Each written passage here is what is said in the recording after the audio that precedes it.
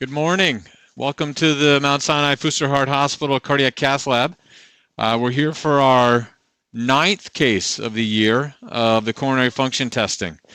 And this is an exciting case that we're really excited to bring to you. We have a really special guest today.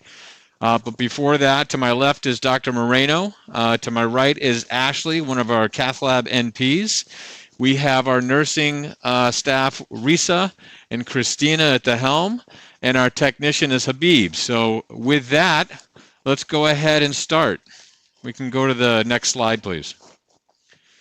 So again, July 1st marks a very special day for anybody in academic medicine, as it's a change of shift from our fellows and residents. So we're all excited to welcome our new fellows. They're actually in a meeting right now, but they will be joining us shortly. Next slide. So, as many of you know, and I've talked about before, our goal and objective here is to review the procedures and processes of doing coronary function testing. And it's an educational activity really aimed for interventional cardiologists or any cardiologists that want to take care of, evaluate, and manage patients with ANOCA. And what we have found is that there is a practice gap in identifying the correct type of patients that should undergo coronary function testing. And our hope is that we review the procedural aspects, how we do the procedure itself, and how we use those results to help guide therapy and what we determine or deem endotype specific guided therapy. So we're going to review some of the evidence that supports CFT. We're going to review all the procedural steps with the case today. And then in the end, we'll apply what we find with our current guidelines or our consensus statements on how we treat our patient. We do receive commercial support for this activity from Abbott, and we will not talk about any off-label use today.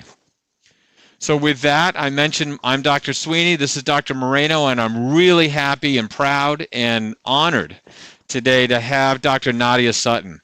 Dr. Sutton is a well-known operator in both interventional cardiology, but in this space of ANOCA in patients with persistent chest pain. She currently is the co-director, and this just started in January, where new leadership came in, of the Microvascular network.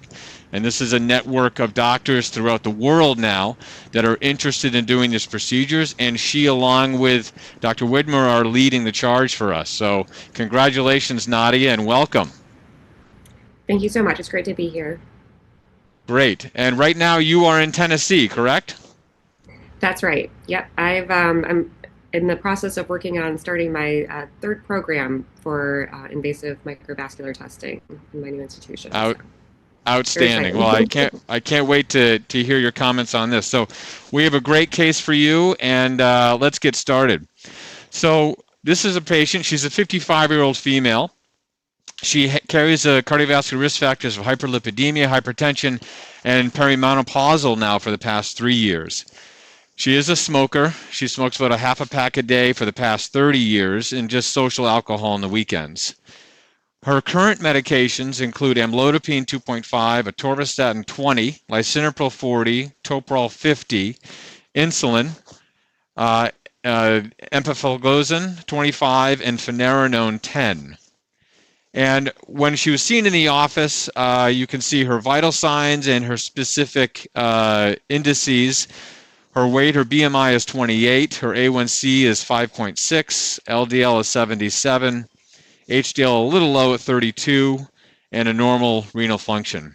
So her clinical course is interesting. So in March of 2022, she had severe crushing chest pain and was diagnosed with an inferior ST elevation MI. And she went under very emergent primary PCI to the right coronary artery with a drug-eluting stent.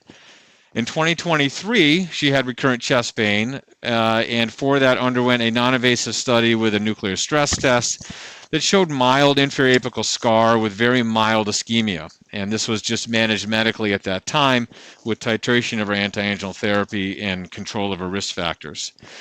She had 2 additional stress tests outside with normal myocardial perfusion and an ETT that was read to be as normal.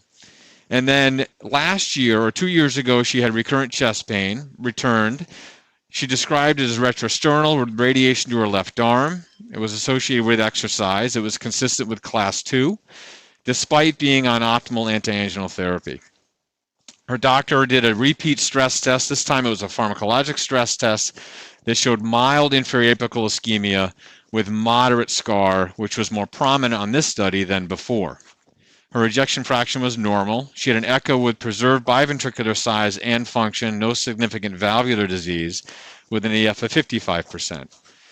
Given her persistent chest pain, her doctor brought her in and repeated a cath, diagnostic cath, in June of this year, so a month ago, that showed non-obstructive disease with a patent RCA stent that underwent an interrogation with an OCT. So she has persistent chest pain now, despite being on optimal medical therapy. She's undergone 4 nuclear stress tests, 2 left heart caths, and is on pretty good therapy. There's some risk factors that can be better controlled, but she was referred now to us for a further evaluation.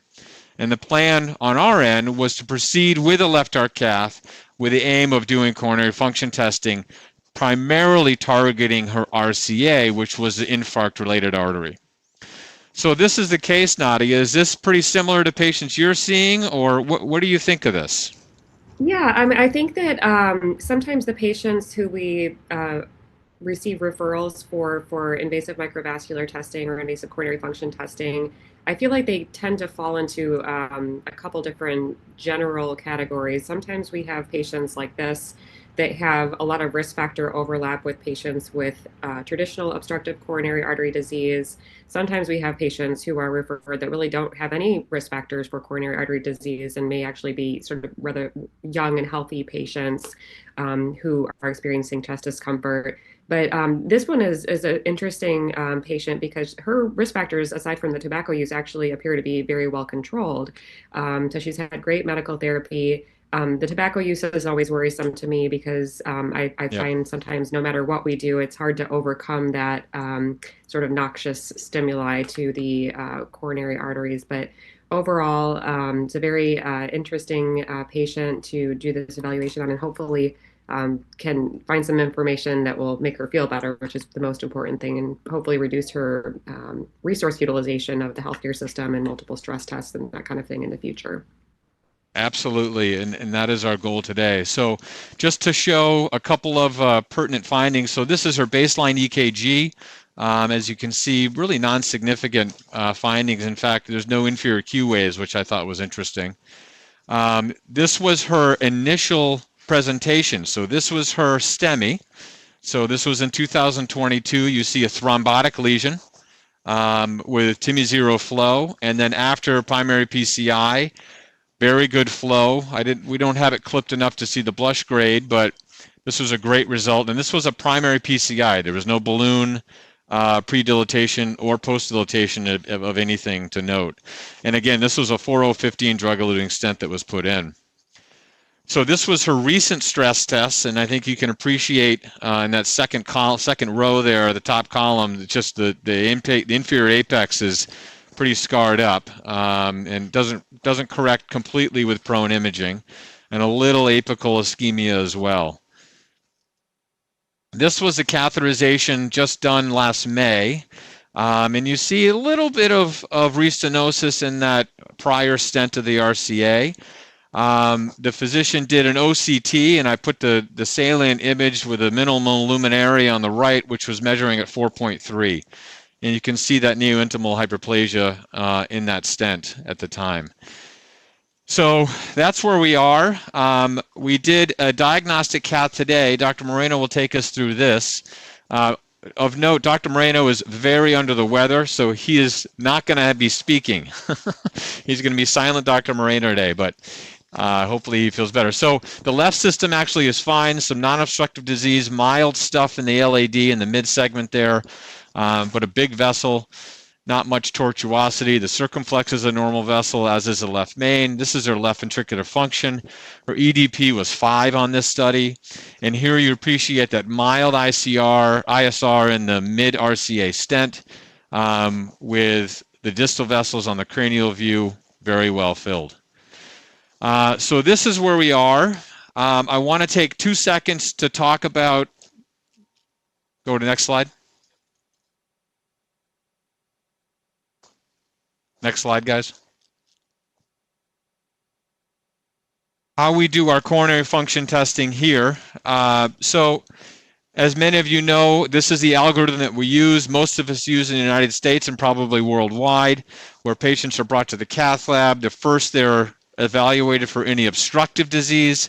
If that is ruled out, then we proceed with coronary function testing, proceeding with both endothelial and non-endothelial mechanisms, which we'll go through. And the idea is to help identify any of the 5 endotypes that we have. And in doing so, we can then help guide our therapy. So when we do our endothelial dependent testing, we use intracoronary acetylcholine. This is a process whereby we have this titrated. We have a great relationship with our pharmacy here. We can get this medication within 20 minutes. Doing ad hoc testing is a little bit challenging, so we tend to plan these, but they deliver them in vials, which you see on the right. It comes as a preparation called myocol, which is an ophthalmic preparation, but it is used in the intracoronary space very safely. Most importantly is this is safe. The biggest side effects we see to this are bradycardia. Sometimes you see pauses, atrial fibrillation, but for the most part this is related to the rate of infusion that we do, and when you slow down it tends to resolve on its own. We do sequential dosing, which we'll go through. And when we do this, there's a couple of important things to understand. We get this question all the time. The way acetylcholine works is it's an endothelial dependent, through an endothelial dependent mechanism. If you give acetylcholine to a normal vessel with an intact endothelium, acetylcholine causes no change in the diameter of the vessel, if anything, slight vasodilatation. And the reason why, on the top part of that cartoon, acetylcholine through the M3 receptor induces nitric oxide release. And that endothelial nitric oxide release goes to the vascular smooth muscle, which causes vasodilatation or relaxation. At the same time, acetylcholine binds at the M3 receptor directly on the vascular smooth muscle, and in doing so, it induces calcium influx and constriction of the vascular smooth muscle. So you get a net effect of 0. So no spasm or no constriction, if anything, a little bit of vasodilatation. So that should be a normal finding in somebody with an intact endothelium. We then switch over to use adenosine. Adenosine is non-endothelial dependent, as you know, and it works through the adenosine receptor, and in doing so it blocks the influx of calcium, causing vasodilatation that way. But that is endothelial independent. So very important. We get these questions all the time. This is the platform that we do the microvascular testing with the use of adenosine. This is the Coraventus system. It's very user-friendly. It uses a temperature pressure sensor on a guide wire to measure flows. And the nice thing about it has a very easy user interface where we measure the flows at rest and then after hyperemia, and through that we're able to calculate the coronary flow reserve and then the IMR, which is a product of the distal pressure at hyperemia times the transit time with hyperemia. And then we have our values on the bottom, our cutoff values that we determine to be significant. So with that, I think we proceed now with doing our testing. So given her symptoms and the finding on the stress test and the infarct-related artery being the RCA, we're going to start with testing the RCA. Now, Nadia, have you done a lot of RCA testing? Well, that's a great question. So I actually tend to mainly do the left coronary artery unless there is a specific reason to test the right coronary artery, just because there is a slightly higher risk of arrhythmias. But this is a case where, as you pointed out, based off of her non-invasive testing, it does seem like the right coronary artery. There's a good reason to investigate this particular blood vessel. Yeah, and generally the teaching I do is if you're going to do the RCA, I would put a pacemaker in. The biggest side effects we see with the RCA are significant arrhythmias, bradyarrhythmias, pauses, even block. So there's been a study, actually released a nice small study, that it's safe to do this with a pacemaker, and they usually require the pacemaker, I think it was about 60% of the time. So we're going to use, this is a 6 French guide, and we will use, at this point, we're going to start with our, we'll take a guide shot. We'll start with our endothelial independent mechanisms. Go ahead. By measuring the core flow and the flows through the coronary artery after putting the wire down. Now, the important thing of doing this with this wire is what we call a lot of hygiene. So you have to zero, you have to flush. It's really important that you have all the right steps are taken.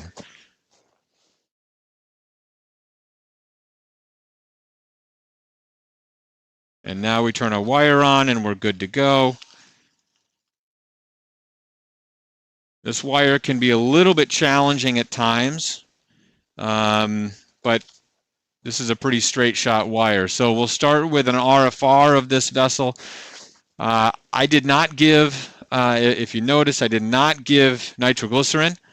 There's a lot of controversies out there. In fact, there's a lot of controversies on the order of doing this. Nadia, I'm not sure how you do it. When you do your left coronary artery, are you doing acetylcholine first or are you doing it second? Yes, I do tend to do the acetylcholine first. As you mentioned, that this is an area of controversy and something that would be a great clinical trial to investigate to make a difference, yes or no, in terms of what order you do things in. Yeah, I think the concern is when you do it first, does the acetylcholine, if it's positive, change the microvascular tone? And I think that is a legitimate concern. I don't know that I have the answer, just like you said. So right now we're going to go ahead and zero or equalize our wire. So we're going to make sure that we're flushed. And then we're going to make sure that we disengage the wire introducer and disengage the guide. Let's pull the guide out. Perfect. And we'll go ahead and equalize here. Good. And once we're at 1, we'll go ahead and back and re-engage and then bring the wire down to the distal part of the vessel. There you go.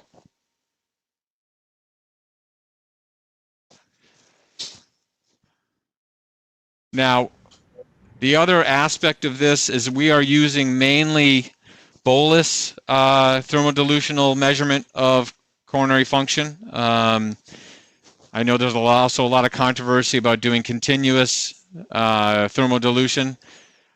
We have not started that yet. I'm inspired by a lot of our colleagues across the country that are doing continuous. I think that there is some evidence that it's more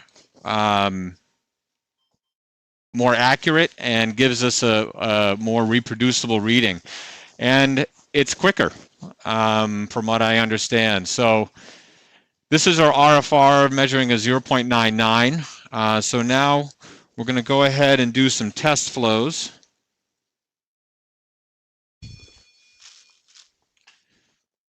So have you started doing continuous, Nadia?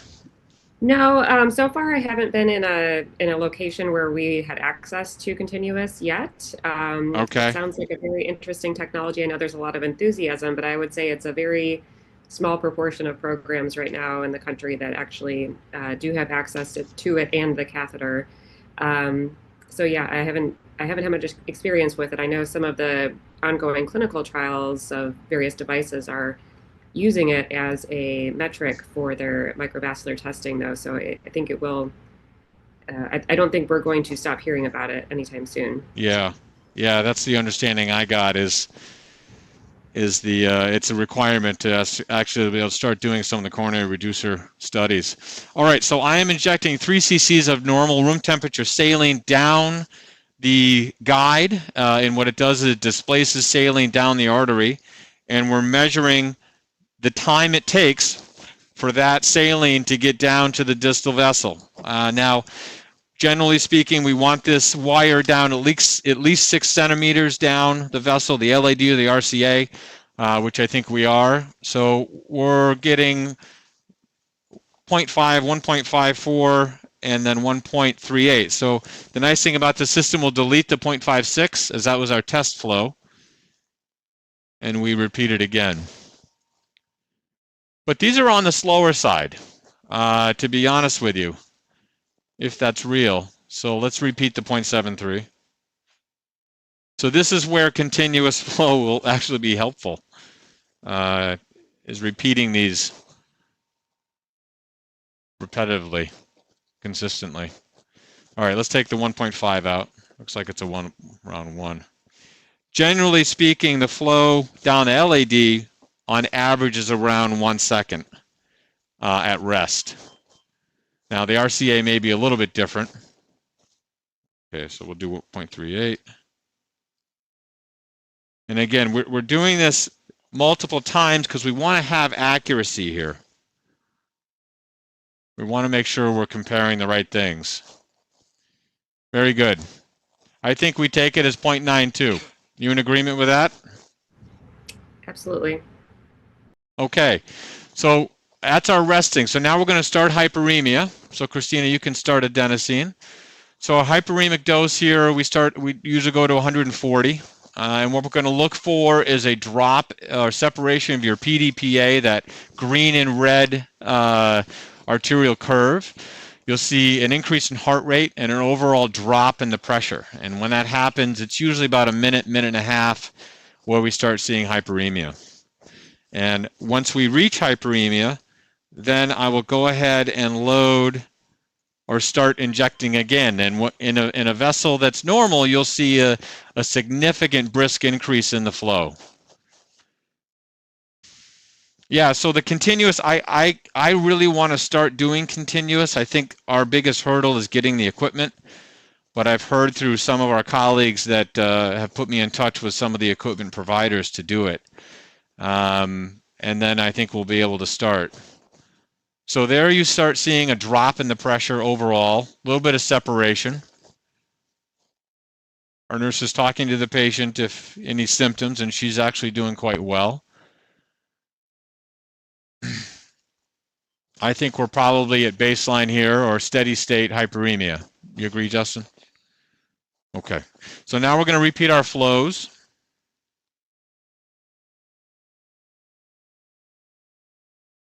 And you can see that dagger shape. So you can see this increased flow significantly. It took a tenth of a second for it to get down to the distal part of the wire. And periodically we'll step on floor to make sure our wire hasn't drifted, which it hasn't. And it's really important that you don't move the wire between the resting and the hyperemic flows. And we want that temperature to go back to 0 before you do the next one. And there are different ways of setting this up. This is where I started doing it, my flows from here. Again, it's just displacing saline. What'd you get, Justin? Okay, so this is great. So Justin's going to move our cursor on the top 3 frames is the resting. The 3 frames to the right are the hyperemic flows to make sure we're not an artifact. And you see our resting flow 0.92 and our hyperemic flow 0.15 seconds. So this gives a coronary flow reserve of 6. So she's augmenting her flow 6 times her baseline, which is fantastic. She has an IMR of 11, and that is also a normal IMR, anything less than 25. Some say less than 28 in the RCA, but this is still very, very low. So I think this is pretty normal. Go ahead and do the FFR. Justin. So while we're there, we'll do the FFR to ensure that this. Oh, okay, you already did it. It was 0.9. The FFR was 0.98. And so that is pretty much it. Now, what we'll do is we'll pull the wire back to make sure we have no drift. And Justin will show us that curve. We want to make sure it goes back to 0. Can you show the drift curve? Okay, so a little bit of a drift there, but within my realm of saying it's probably a good study. Okay, so now Dr. Moreno will put the wire back down, and we're going to go ahead and now switch to our acetylcholine. So acetylcholine, as I mentioned, comes in from our pharmacy. That's a 20. You can keep the wire down.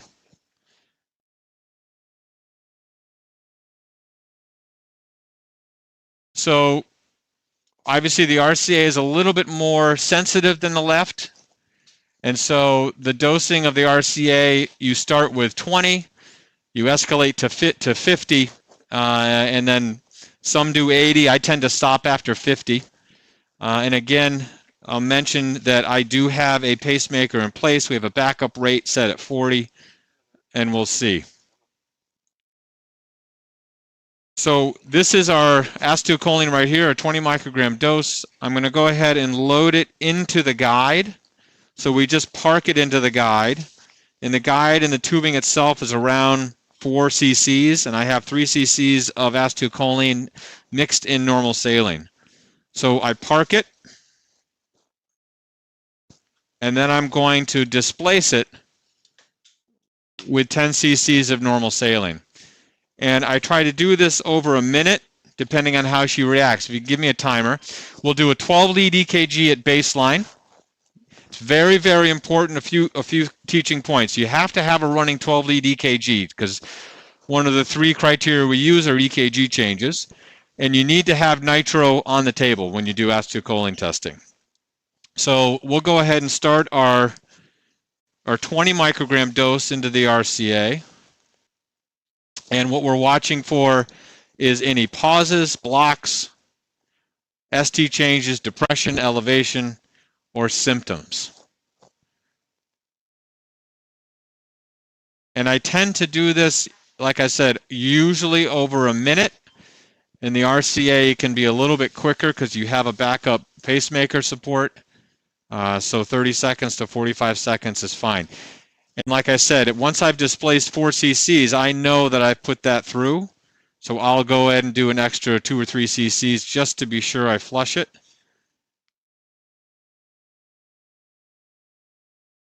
Nadia, is this pretty comparable to the system you use?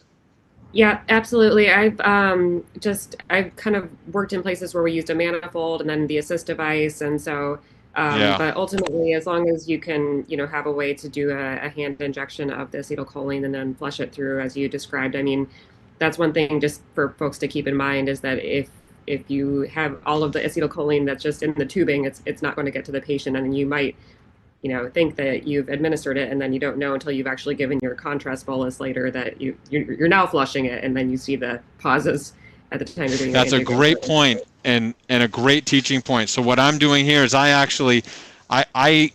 displace it with 6 cc's of saline, so I'm pretty confident I diffuse it, but I suck back before I do my next picture. Now, what that does is to ensure I'm not going to bolus acetylcholine, but it also allows the acetylcholine to take place. And what I mean by that is you want to give it at least a minute to 30 seconds time, because sometimes it resolves, and then that's a negative study.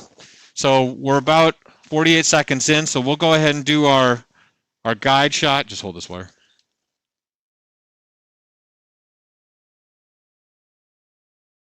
That looks pretty good. And after the next dose, we'll do a cranial view to compare it to the prior, but this looks pretty good at baseline. So this is what we kind of call the endothelial dose. So this is testing for any endothelial dysfunction. Now I'm going to flush that contrast out, and we're going to go to the next dose, which is a 50 milligram dose. Microgram, I'm sorry. Now she does have some EKG changes, but these are from the saline flushing. And I thought initially maybe that was indicative of microvascular dysfunction, but clearly not in this case, at least in the RCA. All right, so now I'm going to escalate to a 50 mic dose. I'm going to park this into the guide.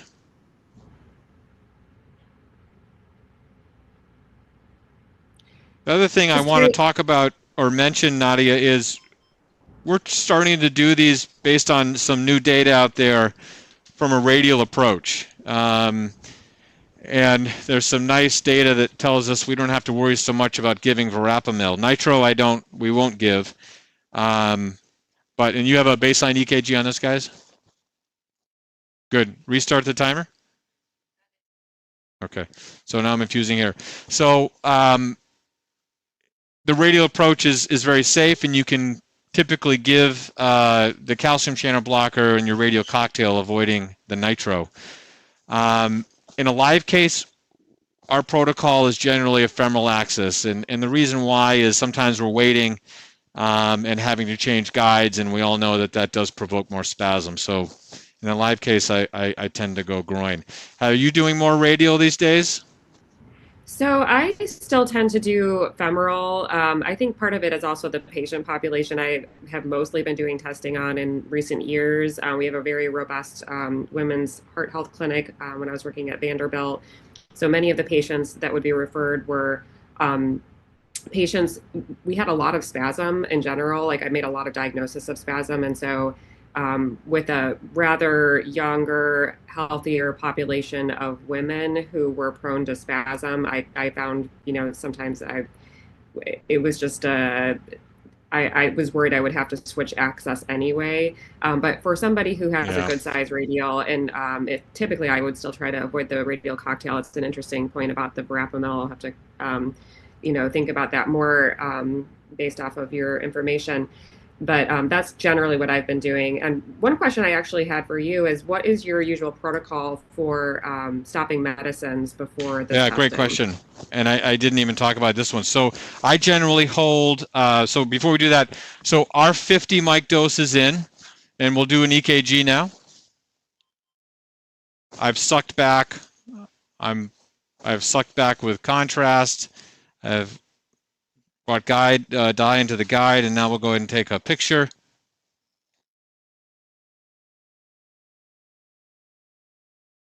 Good. Now we're going to do a cranial picture to see how the distal vessels look. But so far, there's a little bit of a narrowing after the stent, but it's not meeting any criteria for vasospasm. And she is completely asymptomatic, and I didn't see any EKG changes. So this, in my mind, is a negative study. But in her case, she was on amlodipine 2.5, which I hold all calcium channel blockers, both dihydropyridine and non-dihydropyridine, at least 24 hours.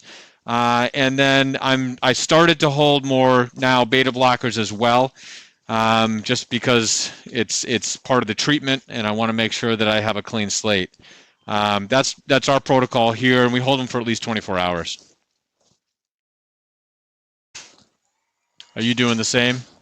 Yep, I also do 24 hours and try to hold pretty much anything that I think could be impacting the blood vessels, beta blockers, ranolazine, IMDUR, calcium channel blockers. The other thing I've kind of been on the lookout for lately is medicines that have either like acetylcholinesterase activity or anticholinergic activity. I mean, sometimes people are on things for, their gut, or for even dementia, or for other types of neurologic disorders that can potentially have an impact on acetylcholine receptors. So that's just something else I've kind of been on the lookout for lately. Yeah, that's a very good point. So this is now, even though we didn't see any spasm, we always do a nitro. Sometimes you can have microvascular spasm, which we didn't see on this either. But you always want to reverse any acetylcholine you gave. And what you'll see there is there's not much change, but what you do see is a significantly good blush, which I just saw on that last picture, if you want to bring that one back. Really nice blush on the cranial. See that? So that's consistent with what we're finding. There's not much microvascular obstruction here, which is great. So I think with a negative study like that, my recommendation is we keep searching.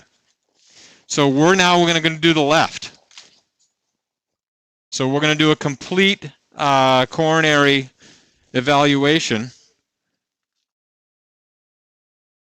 having done the right and the left. So how often are you doing complete? I would say it's in the minority of cases, but this is as we talked about, this is a patient that there was a very good reason to investigate the right coronary artery, given her history and her non-invasive testing. So I think this is Yeah. the type of case where you would want to do that. It's interesting. One of my colleagues recently told me this is one of the really nice things about bringing a program to your institution is that it raises interest amongst your colleagues as well. So I had a colleague who had not maybe initially been as interested in this field, but then once we had the equipment available, became more interested. And he did testing on a patient that turned out to be negative. And then later it was discovered the patient actually had a thoracic outlet syndrome, and that was the cause of the chest discomfort. So it's just really incredible. Sometimes, people can really get anchored to a particular diagnosis. Sometimes it's, we don't do it, but sometimes it's funny how people really believe that this what it is, and then this negative testing can be very valuable. So you're not, barking up the wrong tree.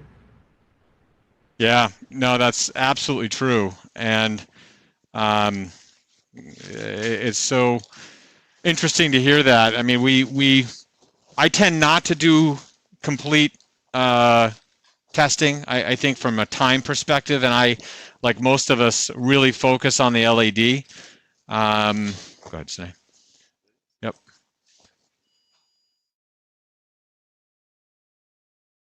And so, but in this case, because we started with the right, we have a pacemaker in, and we're ready, we're going to do the left also.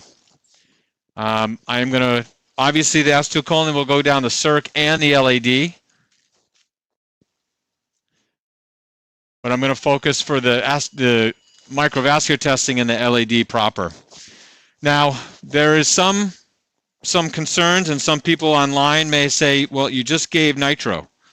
So is that going to reverse everything that you're going to see or blunt any re-challenge in the LAD? And it's a great question, and it is a concern. But we do have some data now that tells us if you give nitro, this is out of the Stanford group, that showed us that if you give nitro, if you wait, you can actually do this. And I think that the data was, at 10 minutes, I think they saw at least a 50% response after re-challenging. So we're now almost 4 minutes after our prior testing, which probably is closer to 5 minutes after the nitro. So I think we'll probably be at least 10 minutes. We don't live in a perfect world, so we have to do the best we can. But I don't, I think the important thing is understanding that is going to be at play and kind of working around. If you have to delay it, you do. But I don't think it should interfere with what we want to do today. You agree with that, or would you say, no, wait longer, stop? What do you think? No, I think absolutely. I mean, I think there's a practicality in terms of, it's just not practical to sit and wait in the lab for 30 minutes until you proceed with the procedure. So it's definitely better to get the information than not. I think, generally speaking, I think that things tend to be, unless it's very, very borderline, I feel like you would be able to get the information you need. All right, so now we're ready in the left. So Dr. Moreno has put the wire down. We backed the guide out, and the wire is back. Floral. So now we're going to equalize. And the nice thing is we reused the same wire. We just kept it wet in a wet spot. And now we're at 1. So Dr. Moreno will now put this wire down. And again, at least 6 centimeters down the LAD. And we did pull the guide out, so we're going to want to make sure we re-engage that guide.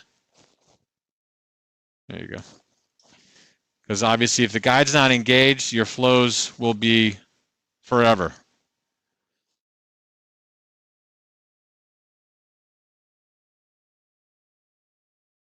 Now, Nadi, any questions that have come across the... Take your guides out. So I am not seeing any meetings in a chat or any questions in a chat. Okay. But Okay. the one other thing that I was going to mention to you or ask about or get your thoughts on is at the beginning, I know you had said that the patient's EDP was 5. So, this is pretty slam dunk. It seemed like the patient has heart failure, but that is important to check because if the patient had a high left ventricular filling pressure, then that potentially would be an explanation for symptoms. And is there a particular cutoff that you have for when you would not perform testing? That's a great question. And one of the things that Dr. Moreno was actually very interested in studying. I don't think we have a lot of data. Obviously, if you have a high right atrial pressure, it's gonna change your coronary filling pressure or the perfusion pressure.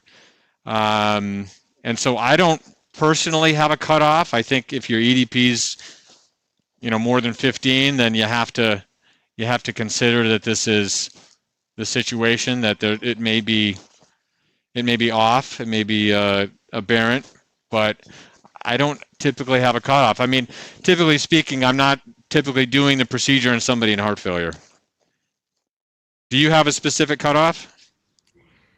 Well, I definitely think if it's 20 or higher, I wouldn't do it. But yes, it is always, I don't think that there is any necessarily established guideline, but it is something that sometimes will come up in terms of questions. And by the way, that was just about the best description I've ever heard of endothelial and non-endothelial dependent mechanisms. And that graphic was very, very helpful. Oh, good. One other question. So this is our RFR. Sorry to interrupt you. So this is our RFR on the LAD is 0.97. So that's good. Sorry, I didn't mean to interrupt you. No, that's all right. I was just going to ask if it ever comes up about using a 5 French guide versus a 6 French guide. That's another question. Yeah, sometimes it does come up, and I feel I don't think we have any data, and I feel like you could probably do it. But I think that you might be at risk for some skewed results. So I generally say this should be done in a 6 French system. Yeah, absolutely. That's what I do too. I think that most of the research in this space was done with 6 French guides, and that's how I've gone about it. I mean, the other thing is not to use a side hold guide that also comes exactly. Exactly, and I can't stress enough the hygiene. You have to zero, you have to equalize, you have to remove the wire introducer, remove the guide. It's really paramount when you do these. You have to really pay attention to accuracy. So these are our resting flows. Pretty good. We're getting about 0.53 across the board. Let's go ahead and induce hyperemia now. So now we're going to start adenosine again. Obviously, adenosine has such a short half-life that it should not be around from the last one. And the good news is we still have a pacemaker, and I don't think we need it for the left, but it's in and it's as a backup just in case. For the left system, I tend to go 20 mic dose and then escalate right up to 100 in females. In males, I will sometimes go up to 200. But that's kind of how we approach it. Any differently on your end? Nope, that's exactly what I do as well, and it's consistent with our prior JAC, publications in this field. So. Okay, good. So we are now reaching about almost a minute of IV adenosine. Seems to be tolerating it pretty well. And we'll see how her flows look here. Now, her resting flow is a little bit slower in the LAD compared to the right, which is interesting. Usually it's the reverse. But if you look at the guide shot, the flow down the LAD seemed a little sluggish. Now, I think there was a very interesting observational study that angiographic flow did not predict microvascular dysfunction. from just a baseline angiogram in those patients that did CFT testing. So I thought we always said if you have, TIMI2 flow down the LAD on a diagnostic, that's, classic for microvascular disease, but I guess the preliminary data suggests that that's not the case. Is that what you understand? Yes, that is also my understanding. In fact, one time I remember presenting a case somewhere and making a comment about that. And then later I was approached by Mort Kern and he was like, we previously did this study where we looked at TIMI frame count. And, so I feel like, history repeats itself. And I know there's been more recent studies that have said the same now. I've also kind of wondered whether or not maybe that is some other type of disease that we just don't have a name for yet. I mean, there's got to Yeah, be something to it. It may not be reflected in our CFR always, but yeah, it seems suspicious. very true. All right, so we are pretty good. Why don't we get her to the 1.9, the 0.19? I mean, she's got very rapid response to IV adenosine here. So we'll do one last flow to see. 0.19. So around 1.15. I mean, I think her flow is very brisk. So she's hitting a CFR that's greater than 3, and an IMR, I think I saw 12. Her FFR is 0.94 for LAD. So it looks like this amount of the trial of the study is negative. Her resistive reserve ratio is 2.6, 2.5. That's borderline. Anything lower than 2.5 is a little bit more predictive, although he just changed it and now it's in a more stable area, so 3.9. So that's greater than 2.5. So this is pretty normal, which is good. So now we're going to switch to our 20 mic dose of acetylcholine down the LAD. So again, we're going to go ahead and park this in our guide.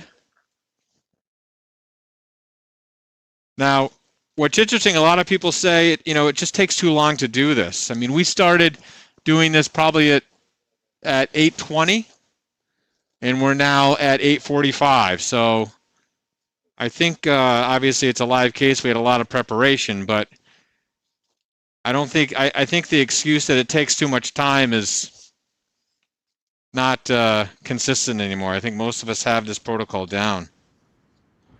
All right, I'm going to go ahead and now start the timer, infuse the 20 in. And again, down the LAD, 30 seconds to a minute is fine. And again, the nice thing is we have the backup pacemaker if need. But like I said, I don't typically put a pacemaker in for the left. A lot of the side effects we see to acetylcholine, which are very rare, are just related to the rate that you infuse it.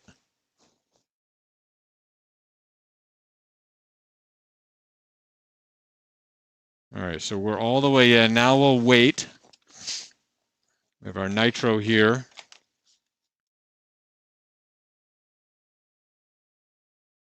We'll go ahead and suck back any residual acetylcholine. Dr. Moreno will hold the wire while we inject here.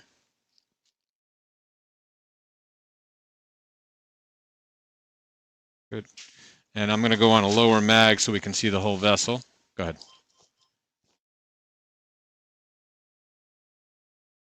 That's a pretty normal response. And now we'll flush that out, and then we'll go to our vasospasm dose. So the vasospasm dose is 100 mics in the LAD.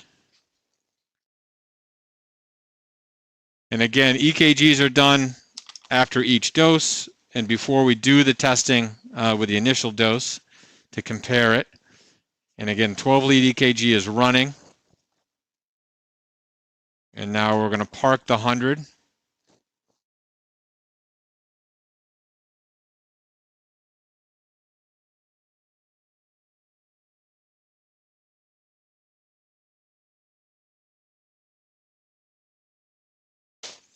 And then we're going to displace the 100 now. You can start a timer.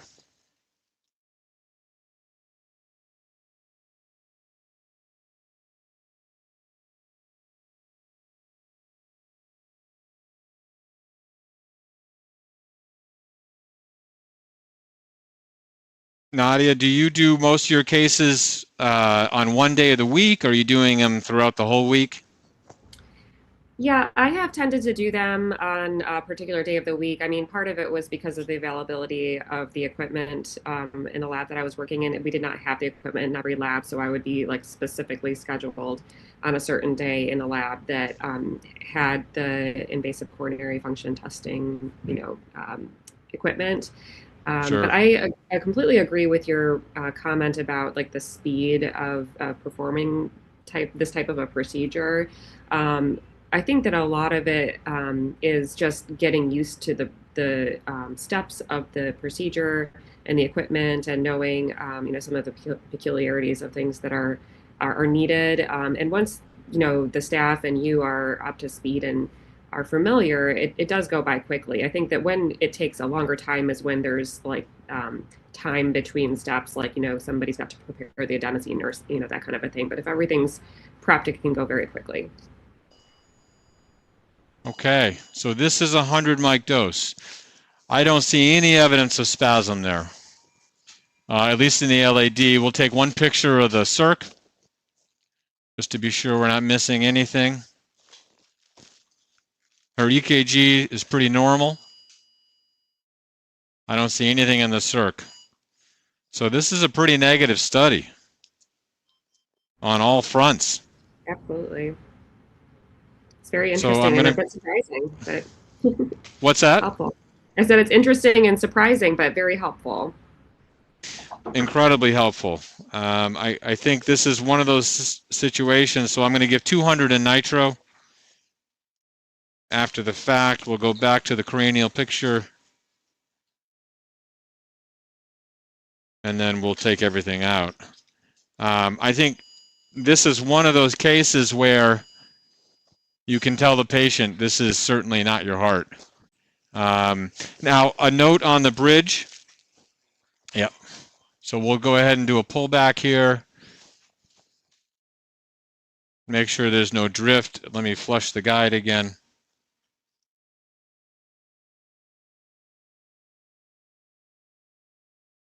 Yeah, I think I ruined it by flushing it. Are you able to do it? Okay, good. Oh, 0.99. Perfect. 1. Excellent. Okay. I think that I forget what I was thinking there. This is one of those situations where you can tell a patient that this is not angina that you're having, and it's not related to any of the ANOCA endotypes that we have.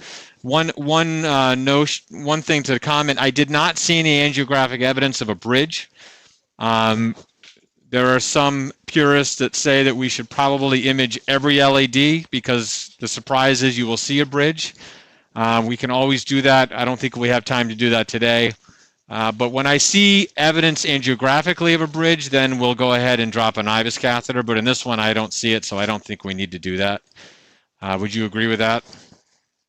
Yes, I agree. The other thing is that your wire didn't appear to be causing any pseudostenosis or anything like that. So, I mean, Correct. It looks like. Correct. All right, great. Well, I don't think I promised you that we would be done by 9. I think unless you have any other comments or questions, we can go ahead and wrap it up. But I really, really appreciate you joining us and helping us with this case.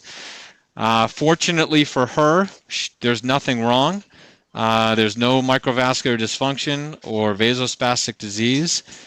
We always like a good discussion because we like to help treatment, because I think that's where our weakness is. We don't have any therapy right now that targets microvascular disease, and that's where we want to keep enrolling patients in registries and trials as they come. So for the referrals that come in, keep sending them so that we can build our registries up and learn more about this disease.